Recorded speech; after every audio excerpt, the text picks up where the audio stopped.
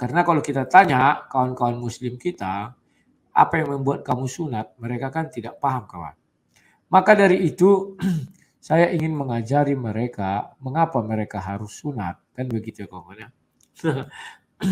Agar mereka tidak salah langkah lagi ya. Di sini sudah ada, saya bukakan Kejadian 17. Ya, inilah asal muasal sunat itu ya. Ayat 6. Aku akan membuat engkau beranak cucu sangat banyak. Engkau akan kubuat menjadi bangsa-bangsa, dan daripadamu akan berasal raja-raja. Aku akan mengadakan perjanjian antara aku dan engkau serta keturunanmu. Turun-temurun menjadi perjanjian yang kekal supaya aku menjadi Allahmu dan Allah keturunanmu. Ingat, ini keturunan Abraham ya. Bukan daripada keturunan ya bapak kita lah. Kalau di sini siapalah nenek moyangmu itulah. Kepadamu dan kepada keturunanmu akan kuberikan negeri ini yang kau diami sebagai orang asing. Yakni seluruh tanah Kanaan akan kuberikan menjadi milikmu untuk selama-lamanya, dan aku menjadi Allah mereka. Ingat ya kawan-kawannya, bahwa Allah itu memberi tanah Kanaan kepada Abraham, ya kawan-kawannya. Padahal dia itu pendatang. Artinya kalau Tuhan sudah memberi, tidak satu ekor hewan pun atau monyet pun bisa mencabut, ya nggak bisa kawan. Bahkan manusia pun tidak bisa mencabut itu kawannya. Orang sudah diberi Tuhan. Tuhan yang punya kuasa, kenapa mau dicabut-cabut ya kawannya. Lalu firman Allah kepada Abraham, dari pihakmu engkau harus memegang perjanjianku, engkau dan keturunanmu turun-temurun. Inilah perjanjianku yang harus kamu pegang. Perjanjian antara aku dan kamu serta keturunanmu, yaitu setiap laki-laki di antara kamu harus disunat. Ini ingat ya, harus sunat. Maka didefinisikan Bapa di sorga lah apa definisi sunat itu. Sunat itu ialah ini, harus dikerat kulit katamu. Dan itulah yang akan menjadi tanda perjanjian antara aku dan kamu. Jadi kawan-kawan, jikalau ada di dalam orang Kristen yang mengatakan bahwa dia sudah disunat sejak dari rahim ibunya, sesuai firman ini, saya bicara Kristen ya, jangan nanti ada yang baperan lah. Kalau baperan itu deritamu, bukan deritaku. Sesuai ayat ini, itu adalah orang yang cacat fisik. Bukanlah orang yang disunat, tetapi cacat fisik. Paham ya? Kalau kalian bilang sejak di rahim dia disunat, siapa yang menyunat? Pakai apa menyunatnya? Mana sisa kulitnya? Kalau tertinggal di rahim, dia akan menjadi barang yang berbahaya bagi si ibu. Ya kan? Betapa tajamnya silet itu, atau alat yang digunakan sehingga bisa masuk rahim. Ya. Wow, aku ditelepon sebentar kawannya, aku angkat dulu sebentar aja. Sebentar.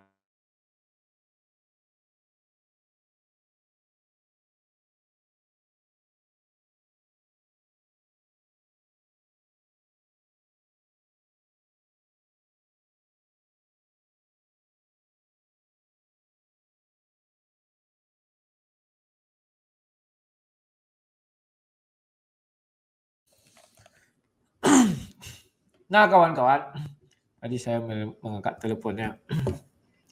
Ada orang yang meminta nomor telepon seseorang. Aku kasih enggak ya?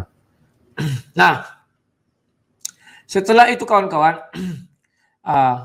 jadi orang Kristen itu tidak bisa segampang itu meyakini bahwa ada manusia yang disunat dari dalam rahim. Karena definisi sunat itu adalah ujung kemaluannya itu harus dikerat. Arti dikerat itu ada pemotongan. Pemotongan bebas, mau pakai laser, pakai pisau, pakai apa bebas. Artinya kalau ada pemotongan, maka harus ada peristiwa lahir dulu. Setelah lahir, umur 8 hari baru disunat kawan. Jadi orang-orang tolol di luar sana banyak yang bersunat dan mengaku-ngaku itu ajaran agama, tidak mengerti apa itu definisi sunat. Karena mereka tidak mengerti. Kenapa? Karena memang di kitab suci mereka tidak ada kawan. Nah kita lihat, saya bicara Bible ya sekarang. Tidak saya sebut sebuah agama pun ya, jangan merasa baperan lah. Nah, anak yang berumur 8 hari haruslah disunat. yakni setiap laki-laki di antara kamu turun-temurun baik yang lahir di rumahmu maupun yang dibeli dengan uang dari salah seorang asing tetapi tidak termasuk keturunanmu. Nah, anak yang lahir 8 hari itulah definisi sunat. Tidak ujuk-ujuk anak itu lahir langsung berumur 9 hari. Enggak ada itu kawan. Enggak ada. Harus dilaluinya dulu hari 1, 2, 3, hari ke-7 baru hari ke-8. Barulah dia disunat. Jadi kalau ada orang-orang tolol di luaran sana yang mengatakan bahwa ada manusia disunat sejak dari dalam kandungan, dia tidak mengerti definisi sunat secara agama. Tetapi kalau dia bilang definisi sunat secara ilmu mantra-mantra atau ilmu perdukunan, ya silakan, kita nggak urus. Kita hanya bicara Bible. Definisi sunat itu dia harus lahir dulu, baru setelah, kan katanya lahir. Kalau belum lahir, burungnya sudah puntung ujungnya, itu namanya cacat fisik. Orang yang terlahir cacat, menurut firman Tuhan, orang itu terlahir harus sempurna. Kalau cacat apa gunanya? Ya agar Tuhan bisa berperkara untuk dia, itu saja yang bisa kita apakan. Kan ketika orang buta itu ditanya, kenapa dia buta sejak lahir katanya? Apakah karena dosa orang tuanya? Nah, kita hanya bicara definisi sunat ya. Sunat itu harus lahir dulu, umurnya baru 8 hari, baru bisa disunat. Kalau tidak 8 hari, katakanlah 1 sampai 7 hari nggak bisa disunat. Bahkan 9 sampai ke atas pun tidak bisa disunat. Loh, kenapa si Abraham bisa disunat? Karena si Abrahamlah permulaan sunat itu. Jadi begitu turun perintah itu, maka si Abraham pun disunat. Kita tidak tahu apakah langsung dipotong saat itu juga atau nunggu 8 hari dia baru disunat. Penting intinya dia sudah tua baru disunat. Sudah pahamkah kalian? Oke. Kalau kalian sudah paham definisi sunat, dia lahir dulu, dibiarkan dulu 8 hari, baru dikerat ujung daripada kemaluannya. Sudah. Jadi mulai hari ini jangan saya dengar lagi orang Kristen yang mengatakan ada sunat sejak dalam rahim. Itu artinya orang-orang tolol. Kita tidak boleh ikut tolol. Paham? Orang Kristen harus tahu definisi sunat. Dia lahir dulu, umur 8 hari, baru bisa disunat. Nah, sekarang siapa saja yang bisa disunat? Nah, ini banyak. Yang pertama, anak yang berumur 8 hari harus sunat, yakni setiap laki-laki di antara kamu turun-temurun. Artinya pertama yang bisa disunat adalah keturunan Abraham. Udah, baik yang lahir di rumahmu, artinya yang lahir di rumahnya itu adalah anak kandungnya atau anak dari istri sahnya. Baik yang lahir di rumahmu, yang lahir di luar rumah nggak bisa ya, anak selingkuhan nggak bisa kayaknya nih, ya. Maupun yang dibeli dengan uang, ya, artinya dari salah seorang asing. Ini kalau dibilang di sini maupun yang dibeli, artinya budak ini kawannya, ya. Tetapi tidak termasuk keturunanmu, ya, keturunannya tidak termasuk di situ ya, tetapi orang-orang belian atau budak. Jadi yang bisa disunat itu adalah keturunan si Abraham yang lahir di rumahnya. Paham ya? Atau anak-anak yang dibeli. Atau orang-orang yang dibeli yang bukan keturunannya atau budak. Nah, sekarang saya disunat. Saya keturunan orang Batak. Saya tidak tahu apakah saya keturunan Abraham atau tidak. Ada yang bilang orang Batak keturunan Yahudi, artinya keturunan Abraham. Tetapi perlu kalian ingat, ketika zaman Abraham manusia sudah banyak. Andai kata ini difirmankan zaman Nabi Nuh, maka seluruh dunia setelah diterjang air bah mereka tinggal berlapan. Maka seluruh dunia adalah keturunan si Nuh dan keluarganya. Misalnya itu diturunkan pada saat itu, maka seluruh dunia wajib sunat. Tetapi karena diturunkan kepada Abraham, yang mana Abraham juga punya saudara, dan di luar sana banyak orang-orang lain yang bukan sepaham dengan si Abraham atau tidak setuhan dengan si Abraham banyak. Maka dalil sunat itu dijelaskan Tuhan di situ. bahwa itu hanya berlaku untuk keturunan Abraham atau budak-budaknya Abraham. Kalau keturunan Abraham juga dibatasi, harus keturunan yang lahir di rumahnya atau anak sahnya. Sudah, maka kita mulai mengulas. Sekarang ada orang sunat. Dia mengatakan saya sunat karena ajaran agama. Maka yang perlu harus dia buktikan pertama, apakah dia keturunan Abraham? Tidak boleh ujuk-ujuk mengatakan, loh saya kan beragama A. Agamanya Abraham. Tidak ada dijelaskan situ agama. Tetapi dijelaskan harus keturunan si Abraham. Loh saya kan agama kami ini dari keturunan si Abraham. Tidak ada dijelaskan agama dari keturunan si Abraham. Sekalipun keturunan si Abraham membawa agama dan kau pengikut setianya, kau tetap tidak bisa disunat. Karena kau harus dibuktikan dulu keturunan Abraham atau tidak. Bukan ada dibilang keturunan agama. Gak ada itu. Jangan karang-karang, jangan tambah-tambahi. Paham ya kawan-kawan?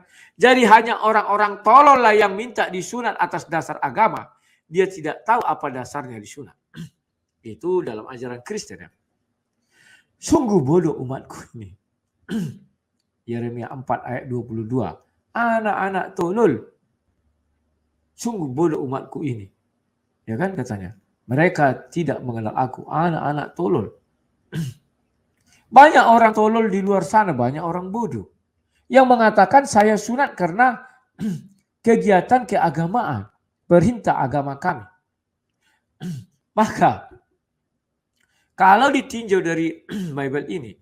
Buktikan dulu. Apakah kau keturunan Abraham? Jikalau tidak.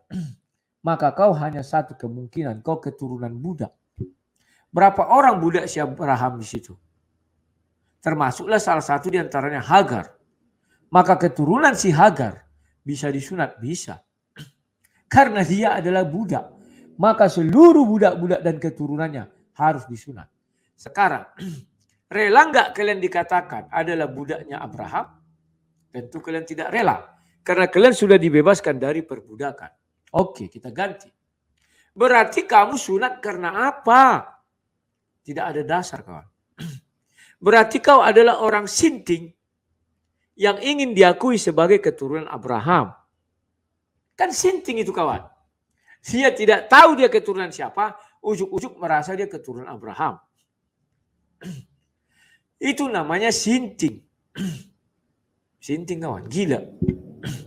Wah saya disunat karena itu perintah agama saya. Agamamu apa?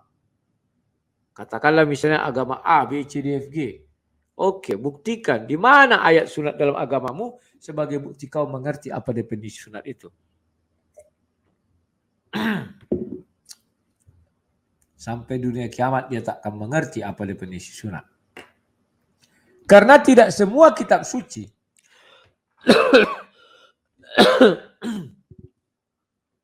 menjelaskan apa definisi sunat. Dan kenapa sunat itu ada. Enggak setiap kitab suci kawan. Hanya ada di Bible. Kitab suci yang betul-betul berasal dari Tuhan. Itulah sunat. Yang lain mereka hanya menyamakan diri. Agar mereka dikenal oleh yang namanya Tuhan pencipta langit dan bumi. Tetapi dia bodoh mau menipu Tuhan. Mereka kan sering menipu Tuhan. Jangan berzina. Ya saya enggak berzina. Malam dia kawin, pagi cerai. Melonte dia kawan. Biar sah, tidak berzina. Oke dikawinkan. Mereka kawinkan seperti ayam. Kalau orang Kristen kawin harus dibawa ke gereja disaksikan orang banyak. Jadi orang-orang terkutuk ini, saya tidak bicara agama ABC ya, ada orang-orang terkutuk saya bilang. Mereka kerjanya ingin menipu Tuhan. Yang penting resmi menikah. Maka pergilah dia melonte. Agar resmi dia minta dinikahkan. Dinikahkanlah dia waktu itu. Karena tidak perlu orang banyak kawannya. Sudah disiapkan itu. Sesama perlontean itu jadi saksinya bisa kawan. Tidak perlu dibawa ke gereja kawan. Tidak perlu. Di tempat perlontean itu pun mereka menikah bisa. Karena mereka memang keturunan babi. Keturunan setan-setan. Kan dibilang di 1 Timotius itu. Maka setan-setan itu hanya mau masuk ke dalam babi. Maka kelakuan mereka kayak babi. Melonte itu menjadi sah apabila didahului dengan pernikahan. Paham ya? Setelah itu, setelah puas dia melonte 24 jam. Kan ada itu ya, short time, long time, gitu-gitu. Diceraikan kawan. Maka dia terbebas dari dosa zina. Dia bilang Tuhan itu bodoh, bin bahlul. Kalau bahasa apa ya, keren-keren dah, bin bahlul kan. Tidak kawan. Tuhan tetaplah Tuhan yang mengerti isi hatimu. Yang tahu kenapa kau menikah. Yang tahu bahwa kau itu melonte. Tuhan tahu. Itulah hebatnya Tuhan orang Kristen kawan. Sehingga orang Kristen tidak diizinkan melakukan praktek-praktek seperti itu kawan. Dan kalau ada kalian disunat juga. Ya kan? Wah saya disunat. Apakah kau lahir di rumah bapakmu? Tidak. Artinya kau anak Aram misalnya kan. Tidak boleh kau disunat. Anak Abraham yang lahir di luar rumahnya juga nggak bisa disunat. Kawan harus yang di dalam rumah. Paham ya kawan-kawannya? Jadi inilah yang harus kita ajarkan kepada dunia ini. Bagi siapa saja yang mau berbicara, dia sunat atas dasar agama. Oke? Nah, satu yang terakhir kawan. Kenapa kau harus disunat? Dan aku pikir alasan yang terakhir ini berlakulah ini sama keturunan-keturunan keledai. Alkitab, saya bicara Alkitab ya, tidak bicara. Apa itu sang debater? Saya penasaran. Kalau kau penasaran, maka aku pilih dulu iklan ini. Sabar kawan-kawan. Mari kita minum dulu. Minum dulu. Slow lah kawan. Minum dulu. Saya minumnya air putih aja terus ya kawan. Yang tidak bisa minum yang bersoda, yang bergas, yang bergula. Macam itu. Nah, minum dulu kan.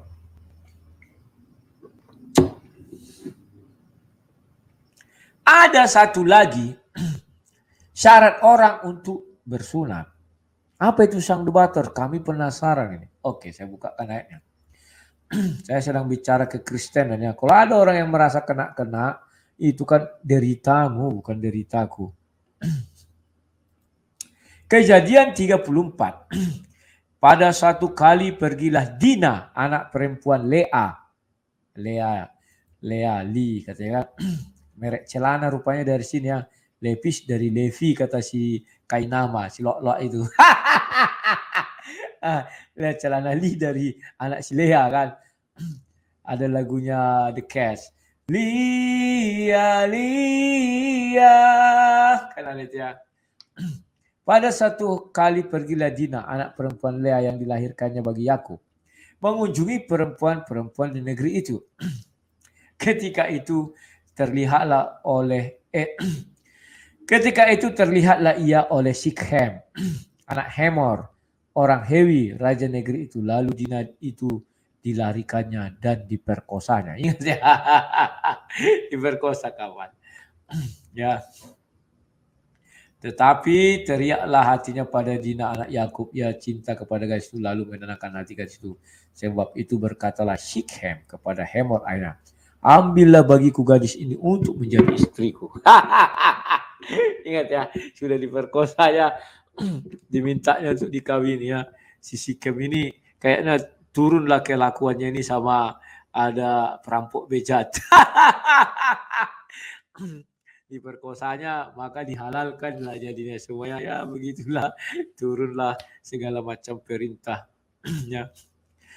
Kemudian nego-nego lah orang itu kan. Nanti kalian baca sendiri ya kawan-kawan. Setelah nego-nego maka datanglah keluarganya si Yakub. Dia bilang gini, ya. Hanyalah dengan syarat ini kami dapat menyetujui permintaanmu. Kamu harus sama seperti kami, yaitu setiap laki-laki di antara kamu harus disunat. Jadi kawan, syarat sunat yang ketiga adalah penjahat tali air. keturunan penjahat tali air. Kalau tali air kalian ngerti, tukang perkosa. Kalau orang udah penjahat kelamin kawan. Saya bicara Bible loh. Makanya para keturunan penjahat kelamin itu bisa disunat kawan. Disunat. Disunat bila perlu sampai habis. Biar jangan melakukan lagi dia. Itu kan penjahat kelamin kawan. Orang Sikem. Oke, kau ambillah anakku ini, adikku ini si Diana, kata saudara-saudaranya kan. Si Dina. Tapi satu syaratnya, kalian harus disunat. Artinya si Sikem ini adalah penjahat kelamin. Maka dia disunat karena dia penjahat kelamin. Jadi hati-hati kawan ya. Ada 3 syarat untuk disunat. Pertama, keturunan Abraham. Kedua adalah karena dia budak. Yang ketiga adalah keturunan penzina. Atau keturunan pemerkosa.